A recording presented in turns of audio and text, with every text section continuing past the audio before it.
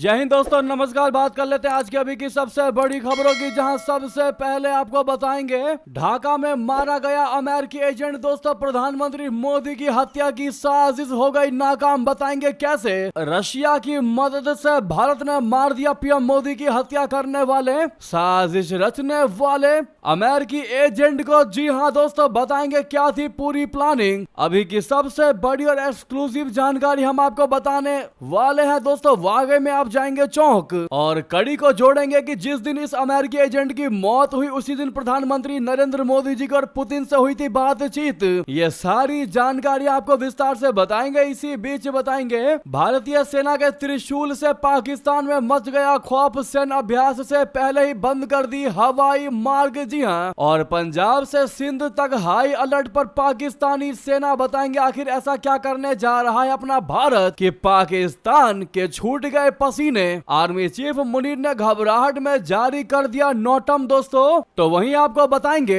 Terror funding और money laundering के मामले को लेकर एफएटीएफ ने बहुत बड़ा एक्शन ले लिया। इन देशों पर लगा दिया ब्लैक लिस्ट का थप्पा। जी हां, वहीं डोनाल्ड ट्रंप को भी तगड़ा झटका दे दिया दोस्तों। यूक्रेन ने 5वीं पीढ़ी का ये विमान नहीं खरीदेगा यूक्रेन। जी हां, आखिर क्यों लिया ऐसा फैसला, साथ ही साथ आपको बताएंगे रशिया के खिलाफ चीन की मदद चाहता है अमेरिका। जिनपिंग के साथ होने वाली है ट्रंप की बहुत बड़ी बैठक, जिसमें रूस के खिलाफ चीन की मदद मांगेंगे, साथ ही साथ ताइवान का भी मुद्दा उठाएंगे। बताएंगे क्या कहा ट्रंप ने। दोस्तों, एक से एक बेहतरीन खबर हम आपको बताने वाले हैं, बस आप वीडियो के लास्ट तक बने रहेगा। और खबरों में आगे बढ़ने से पहले अपने देश भारत के संप्रभुता अखंडता का पुरजोर समर्थन करते और मानते कि भारत को अब कोई दबाया झुका नहीं सकता और भारत पूरे तरीके से आत्मनिर्भरता की ओर अग्रसर है, तो इस वीडियो को लाइक करके चैनल को सब्सक्राइब करके बेल आइकन दबा के कमेंट में जय हिंद कह दीजिएगा। अब बात कर लेते हैं पहली सबसे बड़ी खबर की, जहां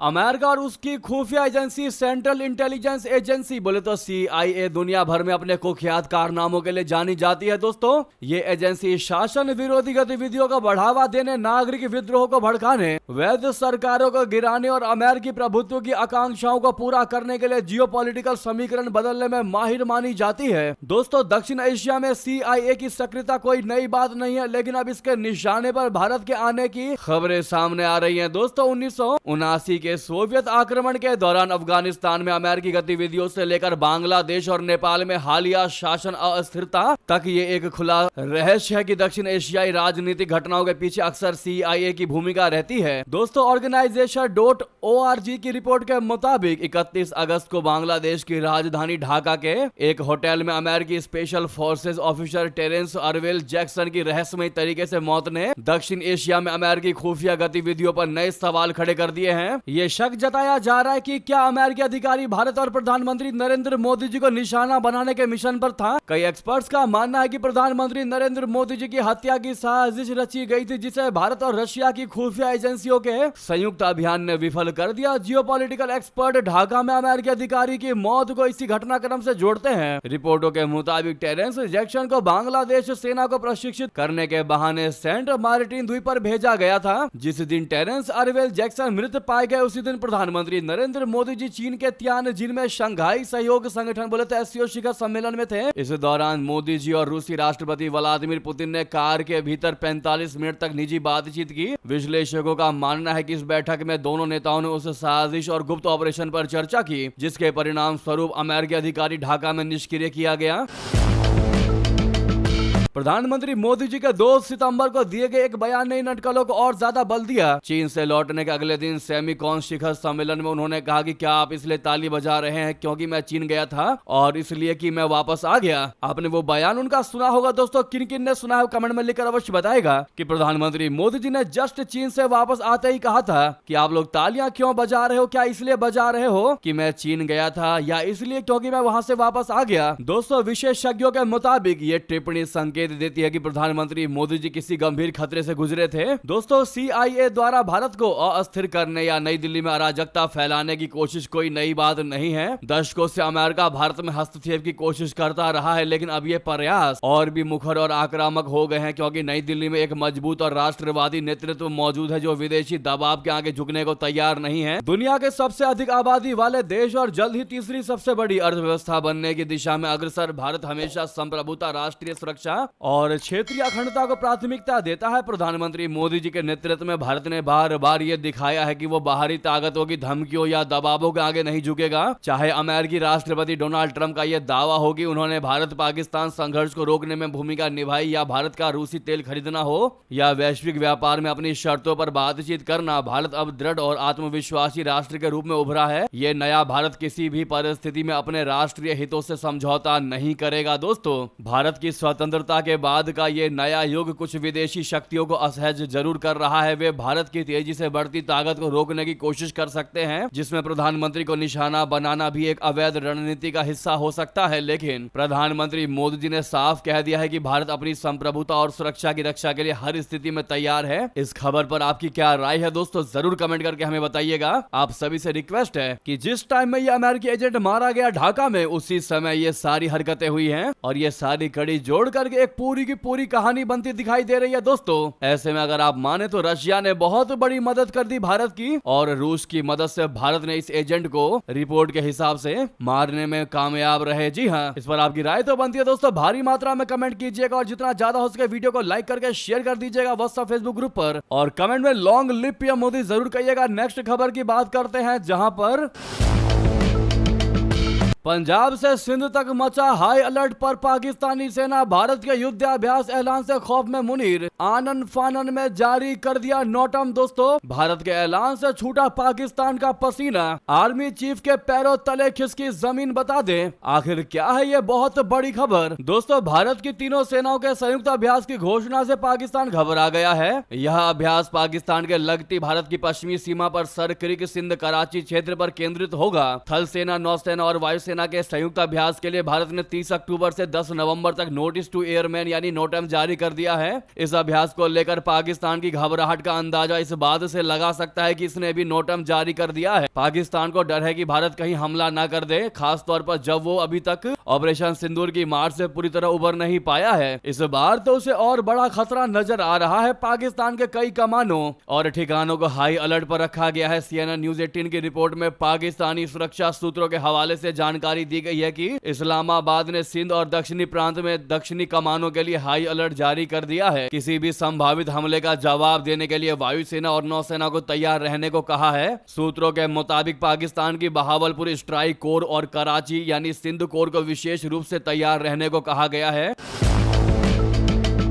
इसके अलावा शोरकोट, बहावलपुर, रहीम यार खान, जैकोबाबाद, भोलारी और कराची एयरबेस को भी तैयार रहने को कहा गया है। घबराए पाकिस्तान ने नौसेना को अरब सागर में गश्त और अभियान बढ़ाने के भी निर्देश दिए हैं। पाकिस्तानी सूत्रों ने इस क्षेत्र को पाकिस्तान का सुदूर दक्षिण बताया है। भारतीय सेना ने अभ्यास के लिए जिस भौगोलिक क्षेत्र को चुना है उसके संभावित परिदृश्यों को लेकर पाकिस्तानी सेना में घबराहट है। दोस्तों, खुफिया जानकारी से पता चलता है कि भारत तीनों सेनाओं के अभ्यास के लिए दक्षिणी क्षेत्रों को चुना रहा है, जिसमें पाकिस्तान का बहावलपुर और रहीम यार खान के से लेकर थार रेगिस्तान और सर क्रीक क्षेत्र शामिल है। इस्लामाबाद को डर है कि इन अभ्यासों का इस्तेमाल पाकिस्तान की आर्थिक राजधानी कहे जाने वाले कराची से जुड़े समुद्री अवरोधक बिंदुओं और तटीय बुनियादी ढांचे को खतरे में डालने की क्षमता प्रदर्शित करने के लिए किया जा सकता है। दोस्तों, पाकिस्तान का लगभग 70% व्यापार कथित तौर पर कराची और बिन कासिम बंदरगाह से होकर गुजरता है। इसी के चलते ये रणनीतिक रूप से बहुत ही ज्यादा संवेदनशील क्षेत्र बन जाता है। सुरक्षा सूत्रों का कहना है कि भारत ने दक्षिणी क्षेत्र पर ध्यान केंद्रित करके पाकिस्तान को साफ साफ संदेश दे दिया है कि वो केवल पंजाब या कश्मीर में ही नहीं बल्कि कई दूसरे मोर्चे भी खोल सकता है। सर क्रीक बदीन कराची क्षेत्र पाकिस्तान के सबसे कमजोर नसों में से एक है। ये अपेक्षाकृत समतल और सैन्य रूप से असुरक्षित है। इस इलाके में कोई भी सफल हमला या विस्तारित अभियान कराची को अलग थलग कर सकता है और पाकिस्तान के समुद्री व्यापार और ऊर्जा आपूर्ति को बाधित कर सकता है। दोस्तों, और यही सबसे बड़ी वजह है कि भारतीय सेना के इस त्रिशूल से पाकिस्तान में खौफ का माहौल है और आनन फानन में सेना अभ्यास से पहले ही आसिम मुनीर ने बंद कर दिए कई हवाई मार्ग। जी हां, और भारत की इन सारे सीमाई गतिविधियों पर पाकिस्तान कड़ी नजर रखने वाला है। ऐसा हम इसलिए कह रहे हैं क्योंकि ऐसे अभ्यास जो होते हैं वो सामान्य सैन्य तैयारी का हिस्सा होते हैं, लेकिन पाकिस्तान की ओर से नोटम जारी करना दर्शाता है कि वो ऑपरेशन सिंदूर के बाद भारत की सीमाई गतिविधियों पर करीबी से नजर रखने वाला है। ऑपरेशन सिंदूर के दौरान पहलगाम आतंकी हमले के जवाब में भारतीय सेनाओं ने पाकिस्तान के भीतर 9 आतंकी ठिकाने और 11 सैन्य ठिकाने व एयरबेस को निशाना बनाया था। जिसके बाद पाकिस्तान में अब फिर से खौफ का मंजर, खौफ का माहौल नजर आ रहा है दोस्तों। इतना ही नहीं, आपको बता दें राजनाथ सिंह जी ने यहां तक की बड़ी चेतावनी दी पाकिस्तान को, कह दिया कि इतिहास और भूगोल दोनों बदल देंगे तुम्हारे। आपको याद होगा दोस्तों, दशहरे के मौके पर भुज में भारतीय वायुसेना के अड्डे पर सैनिकों को बोलते हुए राजनाथ सिंह जी ने कहा था कि यदि पाकिस्तान सर क्रीक सेक्टर में कोई कार्रवाई करने की हिम्मत करता है तो जवाब इतना करारा होगा कि वो इतिहास और भूगोल दोनों बदल देगा। ऐसे में क्या आपको पता है दोस्तों सर क्रीक का क्या इतिहास है, सर क्रीक की क्या कहानी है, क्या आपको पता है? जिनको नहीं पता उनको बता दे, सर क्रीक जो है वो पाकिस्तान में गुजरात और सिंध के बीच एक खाली और दलदली इलाका है जहां पहुंचना बहुत ही ज्यादा मुश्किल है। ये 96 किलोमीटर लंबा पानी का रास्ता है। इस पर नियंत्रण करने से जरूरी समुद्री रास्तों तक पहुंच पर असर पड़ता है, इसीलिए सुरक्षा और सेना की योजना के लिए सर क्रीक बहुत ही जरूरी जगह है। रक्षा मंत्री ने यह चेतावनी खुफिया रिपोर्टों के बाद दी थी, जिनमें कहा गया था कि पाकिस्तान ने इस क्षेत्र में अपनी सैन्य ताकत को तेजी से बढ़ाना शुरू कर दिया है। जी हां दोस्तों, नेक्स्ट खबर की बात करते हैं, जहां पर टेरर फंडिंग और मनी लॉन्ड्रिंग को लेकर FATF का बड़ा एक्शन। उत्तर कोरिया, ईरान और म्यांमार हुए ब्लैक लिस्ट दोस्तों। वहीं पाकिस्तान को जारी कर दी चेतावनी। आतंकवाद के वित्त पोषण और मनी लॉन्ड्रिंग पर निगरानी रखने वाले फाइनेंशियल एक्शन टास्क फोर्स बोले तो FATF ने उत्तर कोरिया, DPRK, ईरान और म्यांमार को अपनी ब्लैक लिस्ट में बरकरार रखा है। इन देशों को आतंकवाद के वित्त पोषण बोले तो टेरर फंडिंग और मनी लॉन्ड्रिंग से निपटने के अपने तंत्र AML या CFT में गंभीर कमियों के कारण इस लिस्ट में रखा गया है। FATF ने इन देशों की पहचान अंतरराष्ट्रीय वित्तीय प्रणाली के लिए एक महत्वपूर्ण जोखिम के रूप में की है और इन्हें high risk jurisdiction subject to a call for action करार दिया गया है। FATF की रिपोर्ट में कहा गया है कि इन देशों में अवैध वित्तीय गतिविधियों से निपटने में उनकी लगातार विफलताएं मिली हैं, जिससे वैश्विक आतंकवाद, हथियार तस्करी और अपराध सिंडिकेट्स को बढ़ावा मिलता है। संस्था ने सदस्य देशों से इन क्षेत्रों के साथ लेन देन में अतिरिक्त सतर्कता बरतने को कहा है। तो उधर वैश्विक आतंक वित्त पोषण की निगरानी करने वाली संस्था FATF ने दोस्तों पाकिस्तान को फिर से बड़ी चेतावनी दे दी है। FATF की चेयरमैन अलीजा डी अंडा मद्राजो ने कह दिया कि डिजिटल फाइनेंसिंग का दुरुपयोग कर आतंक नेटवर्क्स को समर्थन दिया जा रहा है और यह वैश्विक सुरक्षा के लिए गंभीर खतरा है। FATF ने स्पष्ट कर दिया है कि अक्टूबर 2022 में पाकिस्तान को ग्रे लिस्ट से बाहर करना आतंकवाद और मनी लॉन्ड्रिंग की गतिविधियों से सुरक्षा की गारंटी नहीं है। जी हाँ, रिपोर्ट में यह भी कहा गया है कि जैश ए मोहम्मद महिलाओं को संगठन में शामिल करने के लिए ऑनलाइन जिहाद क्लासेस चला रहा है, जिससे वे आगे जाकर आतंकवादी गतिविधियों में शामिल होंगे। इसी बीच दोस्तों ये थी कि सारी बड़ी खबरें। आपको खबर कैसी लगी कमेंट बताना बिल्कुल मत भूलिएगा। लगे हाथों वीडियो को लाइक करके चैनल को सब्सक्राइब करके बेल आइकन दबा के कमेंट में जय हिंद कह दीजिएगा। मिलते अगली बड़ी खबर में। बहुत बहुत धन्यवाद, बहुत बहुत आभार। जय हिंद, जय भारत।